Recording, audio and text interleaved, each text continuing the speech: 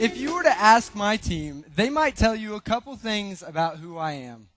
Like, I am the worst at creating analogies. My car, less than hip.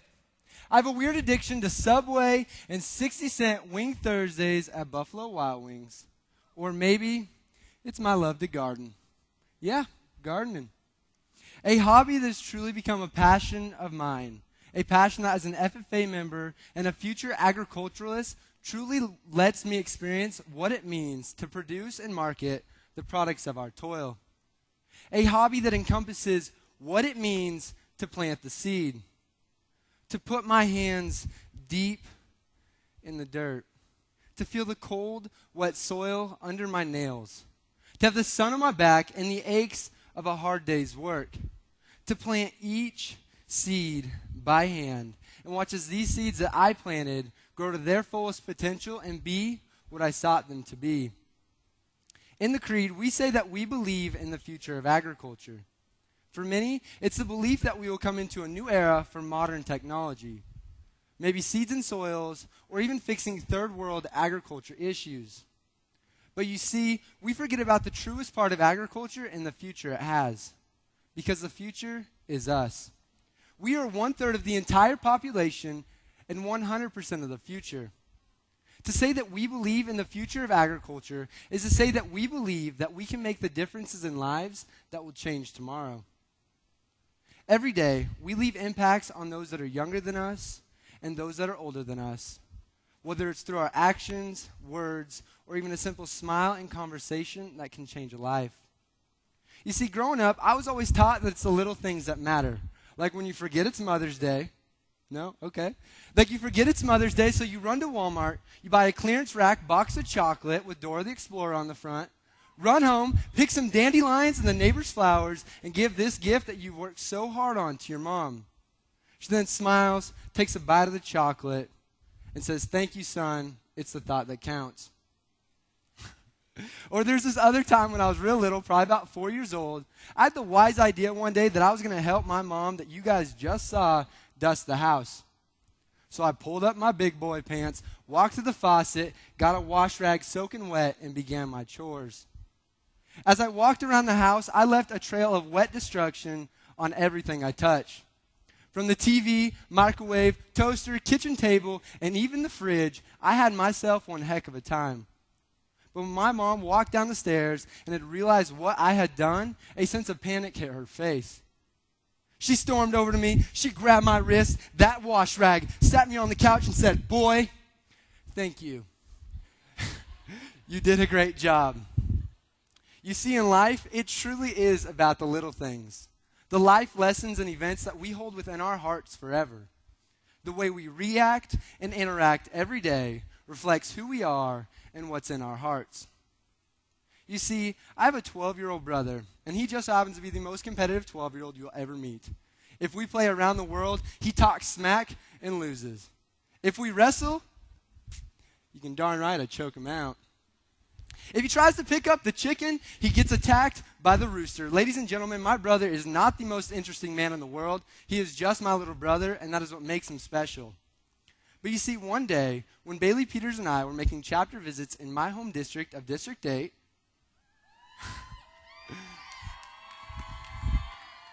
we had the wise idea, after taking cray-cray Snapchats, that we were going to have a Nerf war. So I called up a couple of my high school buddies. They came over, and we commenced what was going to be the most epic Nerf war in history. We loaded up our soft, but yet oh-so-dangerous Nerf bullets, chose teams, guidelines, and just as we were about to start, this brother of mine walks up the stairs with his 12-year-old swagger.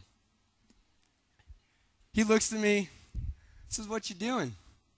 I quickly reply, "With 2 Nerf swords, a battle axe, and my Nerf heavy machine gun." "Nothing much, buddy, just about to have a Nerf war." 5 seconds, a dramatic pause go by, and he says, "You realize every time we play, you lose." I then reply, another 5 seconds going by, "Challenge accepted." You see, that night, Colton had one of the most epic Nerf wars in his life. Now, 12-year-olds may not be a whole lot of time, but it was sure enough. Because by the end of the night, Colton had 10 recorded Nerf kills, and Bailey hit him in the face with her Nerf sword,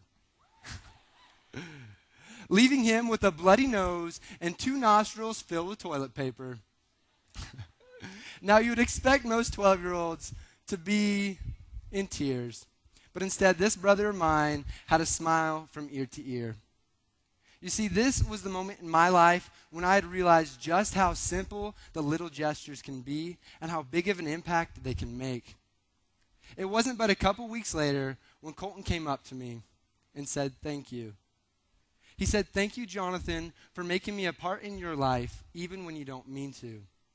This blew me away because a 12-year-old has grasped a concept that has taken me nearly 20 years to understand.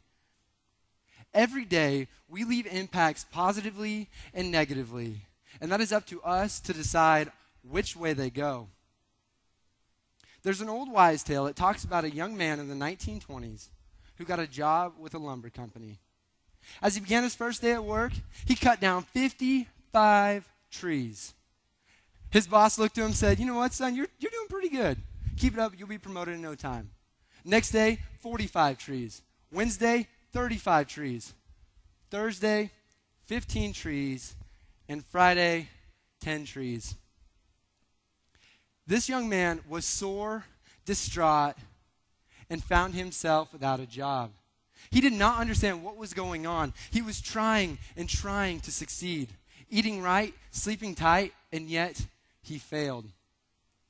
That night, he went to his mom, best woman in the world, goes to his mom and says, "Mom, what am I doing wrong?" She simply replies, "Son, have you ever thought about sharpening your axe?" You see, in life, we think about such big pictures that we forget about the small details. We never know what is going to make the impacts in lives around us. That is why we must always sharpen our axe. Whether it be by guarding our words, being the mentor for others that we would want for ourselves, or sticking to the morals and beliefs that we were raised upon. I believe in the future of agriculture. I believe in the future of Washington FFA members. I believe that our generation will be the threshold for tomorrow. I believe that we will not only work hard, but be engaged in not only agricultural pursuits, but in being the tenderers for the next generation because of who we are. Washington FFA, I believe that it starts with you.